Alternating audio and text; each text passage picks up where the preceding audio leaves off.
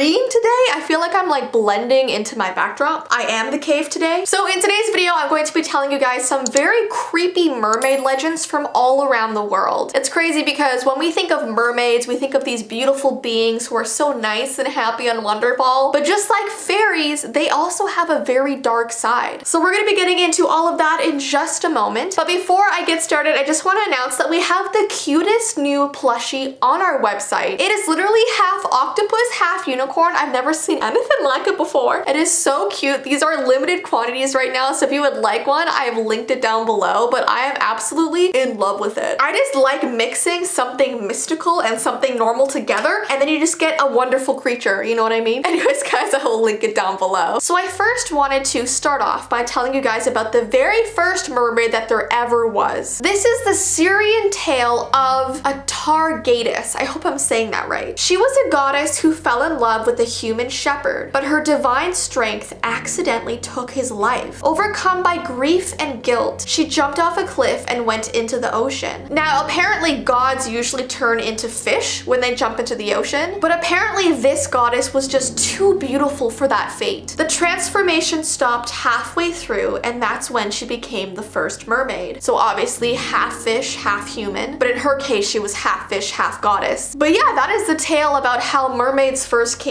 to be, which I find pretty fascinating. So let's talk about the Japanese mermaid. Instead of a half fish, half person, it's actually a half snake, half person. This Japanese myth is known as Nur-Onna, and she has the face and hair of a woman, but the eyes and teeth of a snake. Apparently, she sits by the shore, cradling a bundle to trick humans into thinking she's a distressed mother holding a baby. So people going past her would think, oh my gosh, there's a woman drowning in the ocean with her child. They say that if they go up to her and take her baby to help her, the bundle will become as heavy as rocks and will pull them down into the ocean. Then Nur-Onna uses her long pointed tongue to drain their blood at a pace that suits her. In some different versions of the tale, she even strangles her victims with her long hair. Then we have another tale from a different part of the world called the Blue Men of the Minch. Scottish folklore tells of a strange group of creatures that inhabit one particular strait. According to legend, they would appear in groups with only their torsos raised out of the water. These Blue Men of Minch would wave sailors in a friendly manner, and the sailors would assume that they were innocent people in need of rescue. But the closer the sailors would get to these men, they would realize that their skin is actually blue, and their faces were elongated and twisted and creepy. Unfortunately, sailors close enough to recognize the Blue Men were close enough to become their prey. The Blue Men would grab them, drag them into the water, and would eat them. So it's interesting to see how these old mermaid tales would make it look like they were in distress in the water, and then when people would come to help them, that's it for them. Then we have Irish mermaids. In Irish folklore, selkies are seal women. When these creatures want to go on land, they simply peel off their skins and reveal their human forms, and then they stow their skin behind a rock. Unfortunately for them, any man can make a selkie his bride if he steals her skin, as long as he keeps the skin in a hidden place and oils it frequently. So if he falls in love with one of these girls, he has to hide her seal skin, and that way she's unable to wear it again and go off into the water. It's so weird. Selkie love stories always end in tragedy for the man, because apparently they never stop looking for their skin, and eventually they do find it, they put it back on and go back in the water and never come back again. And I guess that's why these men try and hide it so well, because they want to keep their wife. It's so weird. It says they inevitably find them and return to sea, never to see their husbands or children again. Then we have what are called mer-zombies. In some tales around the world, people believe that men that die at sea and sink down to the bottom of the ocean, they are brought back to life in the form of merfolk. However, apparently these mer-zombies have no memory of their life on Earth. They sort of just like start over again as fish, but I wonder if they still look like creepy zombies. I have no idea, but this one's kind of creepy. This next one, I feel like I'm gonna butcher the name. I'm sorry. It's called the Ningyo? Ningyo.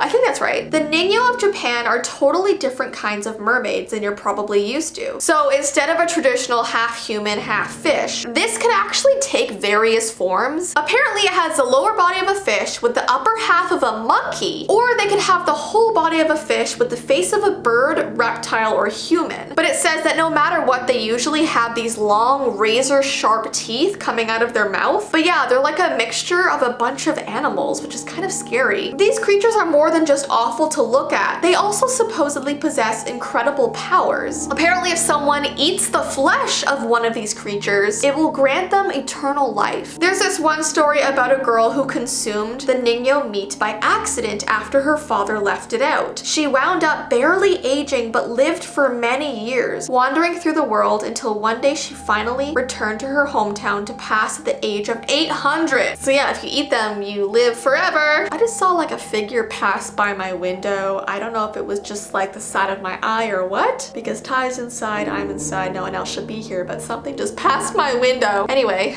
those are all the tales of mermaids that you probably wouldn't expect to hear. If I missed any good ones, definitely comment them down below. I love mermaids, I love unicorns, I love fairies, I love aliens, I love everything weird. Anyway, so guys, I just want to remind you, because we're getting close to the end of the month, if you would like to win this backdrop behind me, all you have to do is be subscribed to this channel. So my Jessii Vee channel, turn on a notification bell, then head over to my Instagram, it's called Jessii Vee, give that a follow, and DM me your favorite Harry Potter character. I just realized that I've never told you guys which character is my favorite. I don't even know if I know. I think if I had to choose one, I would choose Sirius Black. Love that guy. I also love Dobby and Ron Weasley. There's so many to like. When I was really young, my favorite was Luna Lovegood. I just wanted to be her, you know what I mean? Anyway, so guys, I hope you enjoyed this video. Don't forget, if you would like one of the new octopus unicorns, I have linked it down below. But I hope you have an awesome rest of your day, and I will see you in my next video. Bye!